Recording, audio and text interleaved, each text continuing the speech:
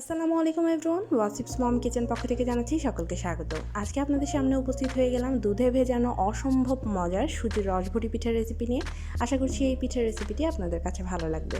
একদম সহজ উপায়ে আমি এই সুজির রসভরি পিঠাটা আপনাদেরকে তৈরি করে দেখাচ্ছি। চলুন তবে দেখে নিই।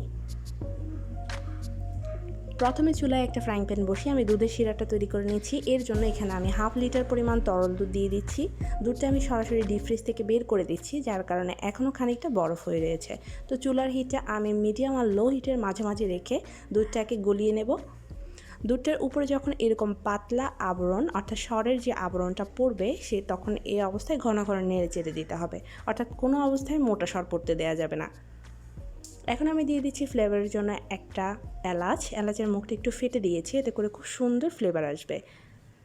এখন দিয়ে দিচ্ছি 1/3 কাপ পরিমাণ চিনির পরিমাণটা আপনারা বাড়িয়ে কমিয়ে দিতে পারেন, যে যেমনটা মিষ্টি খেতে পছন্দ করেন ঠিক তেমনটাই মিষ্টি দিয়ে দেবেন। এইবার অনবরত নেড়ে চেড়ে চিনিটাকে গলিয়ে নিচ্ছি।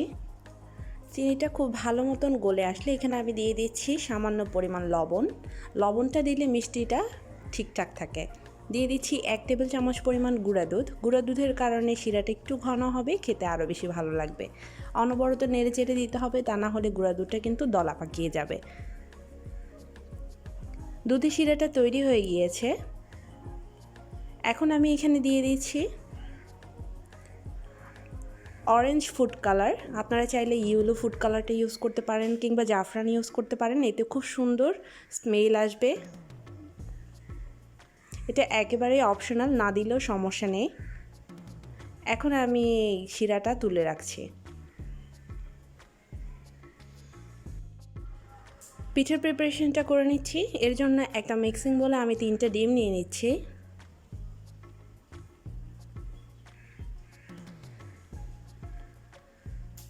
সেই সাথে দিয়ে দিচ্ছি সামান্য পরিমাণ লবণ। হ্যান্ড হুইস্কের সাহায্যে খুব ভালো মতন ডিমগুলো ফেটিয়ে নিচ্ছি। ডিমগুলো খুব ভালো মতন ফেটিয়ে নিতে হবে।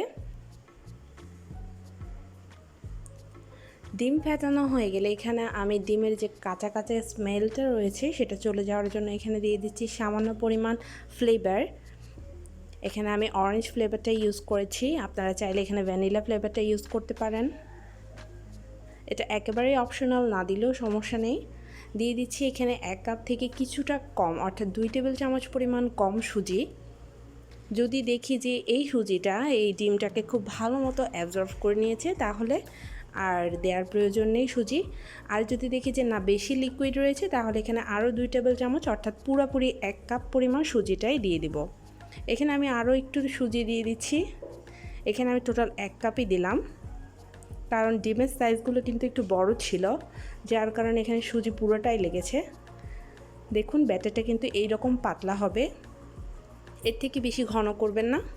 এখন আমি পিঠাগুলো ভেজে নিচ্ছি। তার জন্য চুলায় একটা কড়াই বসিয়ে পর্যাপ্ত পরিমাণ তেল দিয়ে আমি গরম করে নিয়েছি। এখন এই ব্যাটারের কিছুটা অংশ আঙ্গুলের ঠিক মাথায় অল্প অল্প করে নিয়ে এইভাবে তেলের মধ্যে ছেড়ে দিতে হবে। সবগুলো পিঠা আমি একে একে দিয়ে দিচ্ছি। এখানে 2 ব্যাচে পিঠা আমি করে নেব। প্রথম ব্যাচ হয়ে আসলে অর্থাৎ যখন উপর দিকে নিজে নিজে উঠে আসবে পিঠাগুলো, নাড়াচাড়া করব না, এরপরে আরেক ব্যাচ দিয়ে দেব। দেখতে পাচ্ছেন পিঠাগুলো কিন্তু নিচে থেকে উপরের দিকে ভেসে উঠেছে। এখন আমি পাশে দিয়ে অন্য পিঠাগুলোও দিয়ে দিচ্ছি।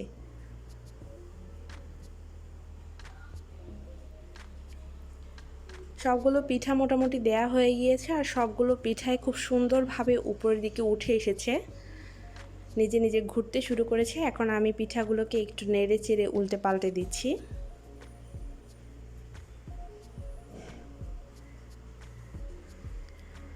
এইভাবে ঠিক উল্টে পাল্টে দেবেন, এতে করে পিঠার সব দিকটা হয়ে যাবে। 3-4 মিনিট পিঠাগুলোকে আমি একটু ভেজে নিয়ে এরপর একটা তেল ঝাঁঝরির মধ্যে ঠিক এইভাবে তুলে নিচ্ছি।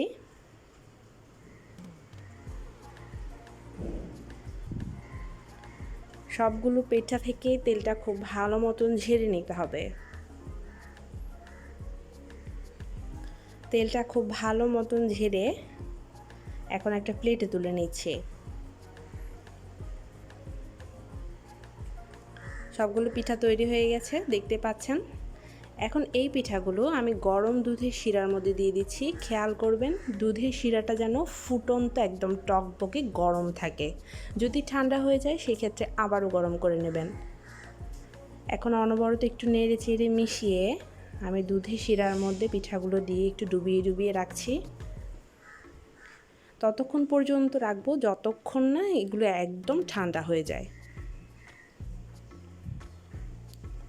এখন ঢাকনা দিয়ে ঢেকে রেখে দিচ্ছি।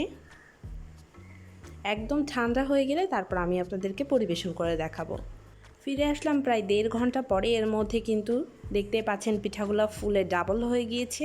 সুজির পিঠাগুলো দুধগুলো একদম ভালো মতন টেনে নিয়েছে। এখন একটা প্লেটে আমি পরিবেশন করে আপনাদেরকে দেখাচ্ছি। এই পিঠাগুলো দেখতে যতটা সুন্দর, খেতে কিন্তু তার থেকে বেশি মজার। আর বানানোর পদ্ধতিও একদম সহজ। একটা পিঠা আপনাদেরকে কেটে দেখাচ্ছি, দেখুন ভেতরটা কতটা সুন্দর, রসে ভরপুর। এই পিঠাগুলো কিন্তু অসম্ভব মজা। আপনারা যারা এখনও ট্রাই করেননি তারা একবার বাসায় ট্রাই করে দেখতে পারেন। আশা করছি ভালো লাগবে। সবাই ভালো থাকবেন, সুস্থ থাকবেন। আগামীতে অন্য কোনো রেসিপি দেখার আমন্ত্রণ জানিয়ে আল্লাহ হাফেজ।